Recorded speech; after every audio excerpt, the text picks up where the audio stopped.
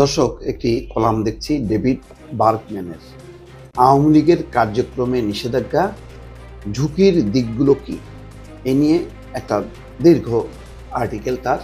এই আর্টিকেলের বেশ কিছু পয়েন্ট আছে, সেগুলো অবশ্যই বিবেচনা করা যায় এবং সেই প্রসঙ্গে দর্শক আমিও কিছু কথা বলতে চাই।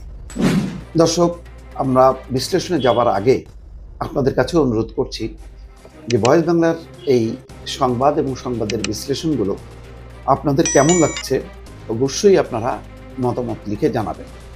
চলুন আমরা দেখি যে আসলে কি বলা হচ্ছে।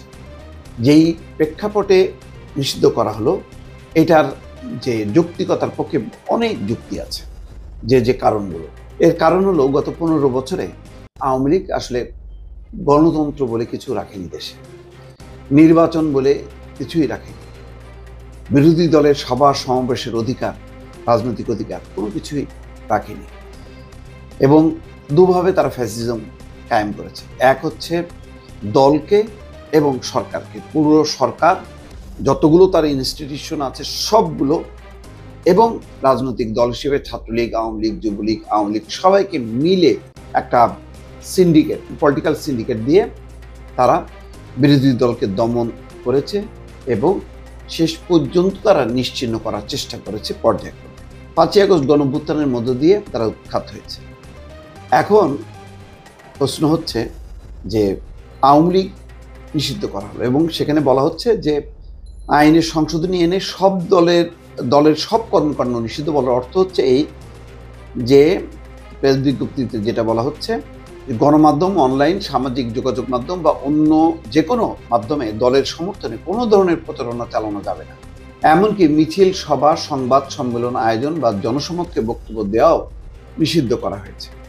এখন মূল বিষয়টা হলো যে একটা হলো যে আওয়ামী লীগের কিছু লোক, 20% বা 30% লোক বা 50%, তারা এই যে গণহত্যা, এই যে গণতন্ত্রহীনতার যে কার্যক্রম, সন্ত্রাসী কার্যক্রম, সেগুলোর সঙ্গে তারা জড়িত। এখন সেটার কারণে কি পুরো দলকে বিচার করা যাবে নাকি যাবে না, সেটা আন্তর্জাতিক অপরাধ ট্রাইব্যুনালের একটা ধারা যুক্ত করা হচ্ছে দলকে বিচারের জন্য। এখন দলকে যদি বিচার করা হয় তাহলে একটা প্রশ্ন স্বাভাবিকভাবে আসছে যে দলের এই আওয়ামী লীগকে ঘিরে একটা বিপুল ব্যাপক সংখ্যক একটা জনগোষ্ঠী আছে, এটা বাস্তবতা। যদি 20 বা 30% মানুষ আওয়ামী লীগকে সমর্থন করে, তাহলে প্রশ্ন হলো যে এই 20 বা 30% জনগণ, তারা তো অন্য কোনো দলকে ভোট দেবে, নির্বাচনের সময় ভোট দেবে, অন্য কোনো রাজনৈতিক দলে তারা যোগ্য দেবে না। তাহলে তারা সভা সমাবেশ করবে কিভাবে, ভোট দেবে কিভাবে এবং স্বাধীনভাবে তারা মত প্রকাশ করবে কিভাবে? তাহলে এই 20 বা 30% মানুষকে আমি আইনগতভাবে তার অধিকারকে আমি বন্ধ করে দিলাম। এই বন্ধ করার মধ্য দিয়ে একজনের ফ্যাসিজম কায়েম হয় কিনা, অর্থাৎ যে ফ্যাসিজমের বিরুদ্ধে লড়াই করে জনগণ জিতলো, আবার পাল্টা পুরো দলকে আমি নিষিদ্ধ করার মধ্য দিয়ে যদি করা হয় সামনে, তাহলে আরেকটা ফ্যাসিজম প্রতিষ্ঠিত হবে কিনা। এতে গণতান্ত্রিক যে মূল্যবোধ, আন্তর্জাতিক যে মূল্যবোধ, সেই মূল্যবোধটা কিভাবে প্রতিষ্ঠা করা যাবে, এটা একটা আন্তর্জাতিক প্রশ্ন হয়ে দাঁড়াবে। আন্তর্জাতিক পশ্চিমা অনেক দেশ বা সংস্থা বলতে পারে যে নাগরিকদের গণতান্ত্রিক রাজনৈতিক যে মৌল অধিকার, সেটা আইনগতভাবে নিষিদ্ধ করা হয়েছে।